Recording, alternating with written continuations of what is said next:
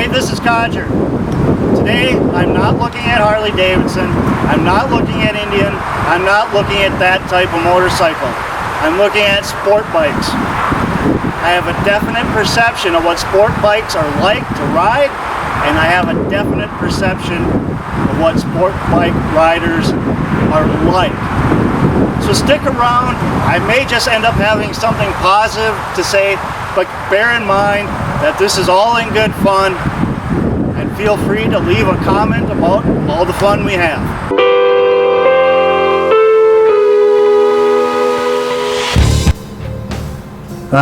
Sport bikes, and there are many variations. You're a rider of discriminating tastes. You love the speed, the performance, the handling, the technical superiority to Harley-Davidsons, maybe even the styling. But honestly, you're just on a crotch rocket. I mean, look at it. Look at your riding position.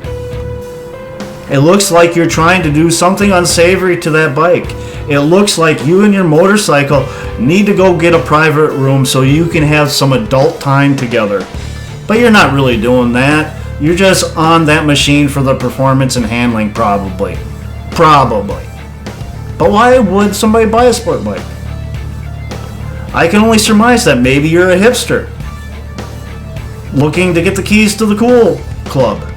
All the while the dealer is thinking he really should have bought a Harley and he doesn't look smug at all. Or maybe you're the most beautiful, perfect creature ever put on earth and you can make any ugly machine look great. Or maybe you just like all the sick tricks, doing wheelies and impressing your friends.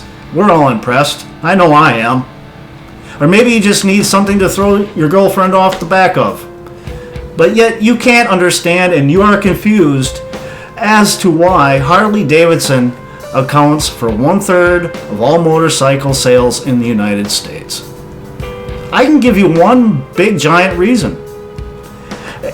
It's so big, it encompasses pretty much half the world. And it's the Americas. I can ride anywhere through here, any distance on my motorcycle in relative comfort. I can go from Alaska to the southern end of Texas, up through the East Coast to Maine, from the East Coast to Maine to California, down to Mexico, up to the Midwest, back to Canada, down to Florida. All the while, you're stuck in your little locale trying to be a street squid.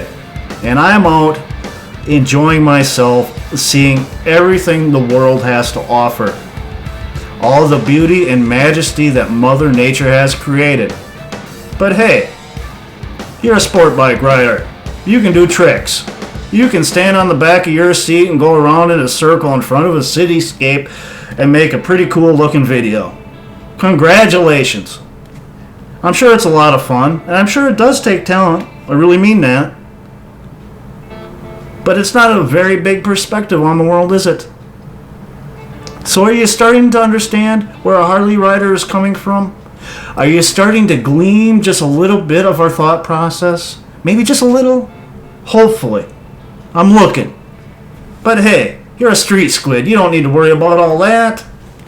You can go around corners and down the local streets as fast as you can. Record speed, better handling, better performance, technically superior to Harleys. You are an enlightened rider who can take corners so much better than your average Harley rider that you don't even cross the yellow line. But hey, let me tell you something. Speed limits apply to you as well. If the speed limit is 35, if you're going 50, you're breaking the law. If I'm going 50, I'm breaking the law. So really, all that speed performance doesn't matter. And hey, what the hell are you doing going so fast through local neighborhoods? What the hell's the matter with you? There's kids at play. Knock it off. A Harley rider knows better. You saying you're more enlightened because you're willing to run over children? But hey, maybe you're not that type of person. Maybe you're a mature rider. Maybe you have matured. Maybe you're saying to yourself, but hey, I can take my sport bike to a track day with my buddy. That's cool. And I can get in line with all the former street squids and go race and put a little bit more stress on myself and pay a lot of extra cash. And those stupid Harley riders, they're outside having a carefree time, relaxing, de-stressing, and enjoying nature. How stupid is that?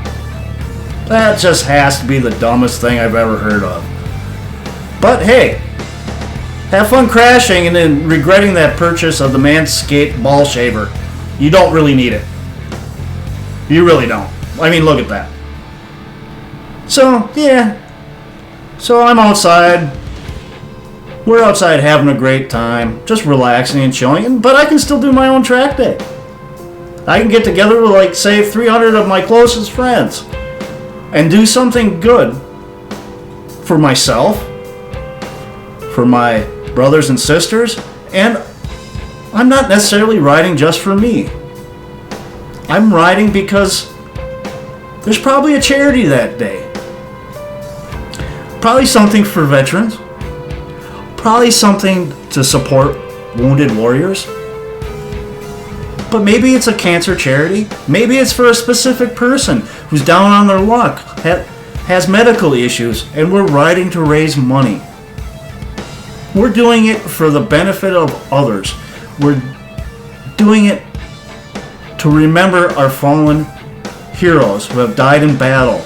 We're doing it not just for ourselves, for the greater good of humanity. But hey, we're also enjoying ourselves while doing it. I'm sure sport bike riders also do charitable events. And if you're that type of rider, I applaud you and I commend you, and you have nothing but my respect and admiration at all times for doing such things as bettering humanity.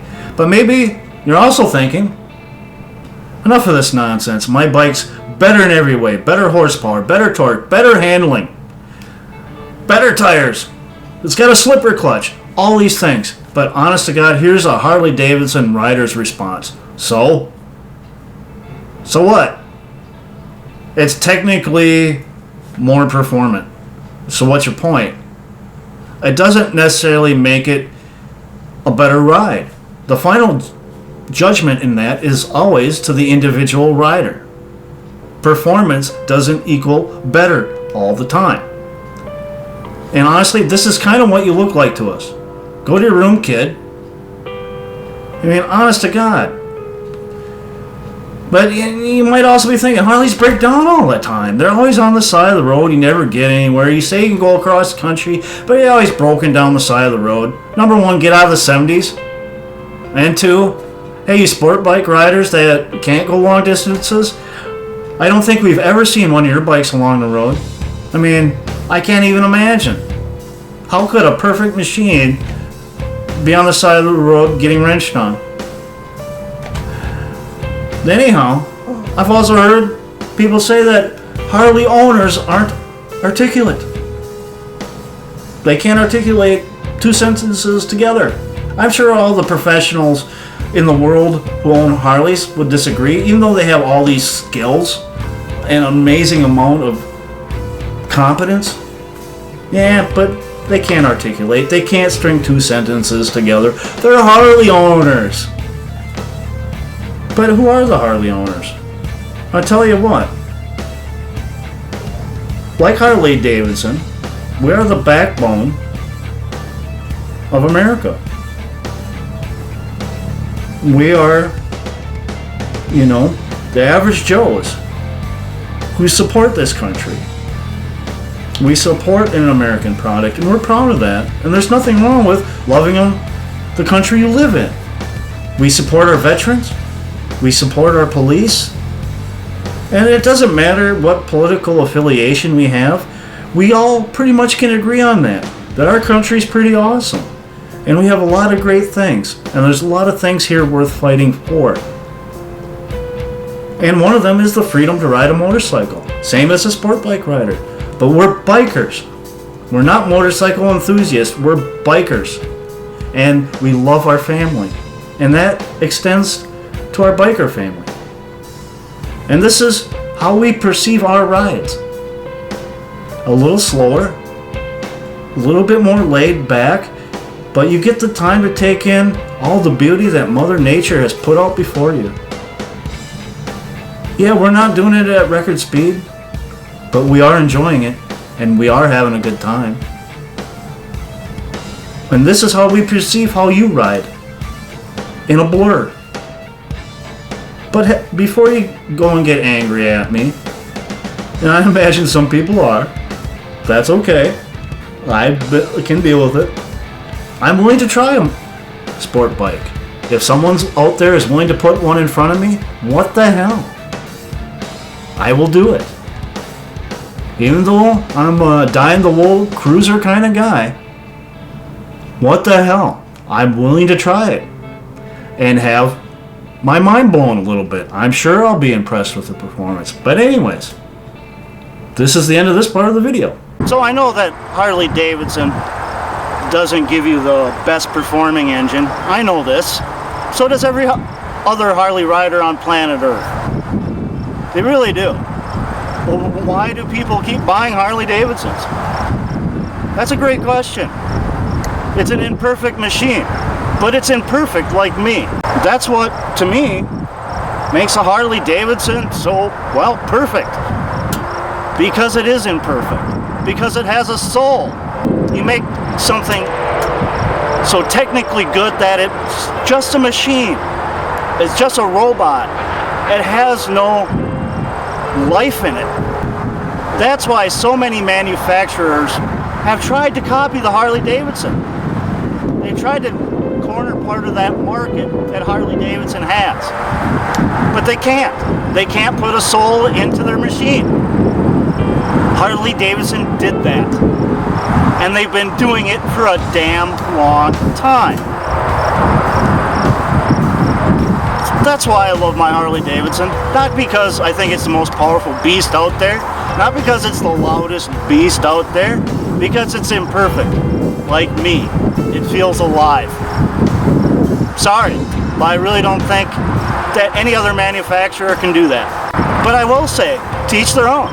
Whatever you like to ride, whatever you love to ride, that's what makes that bike awesome. As long as you're on two wheels, I will give you nothing but respect and admiration for doing so. But bear in mind, technical perfection is not going to impress me. Or for that matter, I don't think any other Harley rider. There might be a few you can impress with that, but for the most part, no. This has been Codger. You can follow me on Twitter at RiderCodgerGame. I want to remind all bikers to ride safe and keep the shiny side up. I want to remind everyone else to live their best life. And I want to remind everyone, please thank a veteran or active service member for their service. They have earned your respect and gratitude. Have a great one. Oh, hey, are you coming for a ride with me? No? Then why don't you like, comment, subscribe, and share. And then, after that, why don't you think about going for a ride with me next time? I promise it'll be a lot of fun. You'll have a great time. But until then, have a great one.